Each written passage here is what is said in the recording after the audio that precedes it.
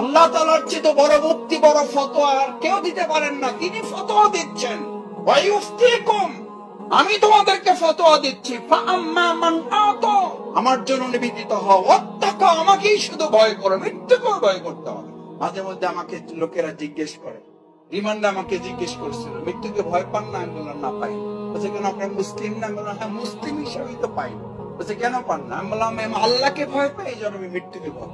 যে আল্লাহকে ভয় পায় তার মৃত্যুকে ভয় পাওয়ার কোন প্রয়োজন নেই, কারণ তার কাছে মৃত্যুতে একটা পিঁপড়ার কামড়ের চেয়ে সহজ।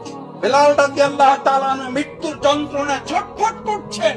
চিকিৎসকরা, পরিবারের লোকটা জিজ্ঞেস করছেন আর কিছু করার আছে, আর কি কিছু করতে পারে আপনার জন্য? বেলাল রাদিয়াল্লাহু বলে কিচ্ছু করতে হবে না, মৃত্যুর জন্য প্রত্যাশী, মৃত্যু ছাড়া তো আমার আল্লাহর সাথে সাক্ষাৎই হবে, মৃত্যু ছাড়া আমি আমার রাসূলকে হারিয়েছি, তার সাথে তো আমার সাক্ষাৎই হবে না, মৃত্যুর দুয়ার ভাঙা ছাড়া তো আমি জান্নাতে প্রবেশই করতে পারবো না, এত কিছু যার জন্য পারবো না, সেই মৃত্যুকে যত তাড়াতাড়ি পারা যাবে আলিঙ্গন করতে চাই। ইসলামী আন্দোলনের লোকেরা তো মৃত্যুর জন্য প্রেশান।